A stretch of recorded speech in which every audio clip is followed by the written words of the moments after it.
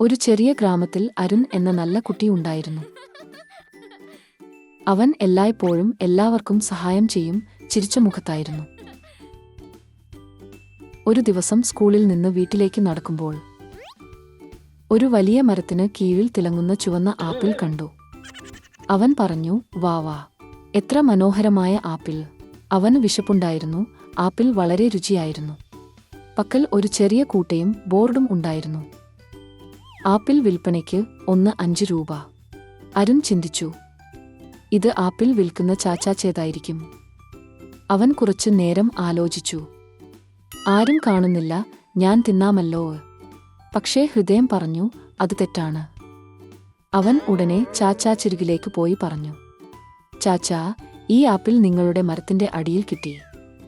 ചാച്ചാ ചിരിച്ചുകൊണ്ട് പറഞ്ഞു, എന്റെ കുഞ്ഞേ, നീ സത്യസന്ധനായ കുട്ടിയാണ്. ഈ ആപ്പിൾ നിനക്കേ.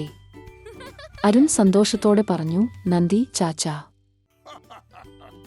അവൻ ആപ്പിൾ എടുത്തു, കൈകളാൽ മാത്രമല്ല, സത്യസന്ധത നിറഞ്ഞ ഹൃദയത്തോടെയും. അന്നു മുതൽ എല്ലാവരും അവനെ സത്യസന്ധനായ അരുണ് എന്ന് വിളിച്ചു. ഓരോ തവണയും ആപ്പിൾ കാണുമ്പോൾ അവൻ ചിന്തിക്കും, സത്യം എപ്പോഴും മധുരമാണ്.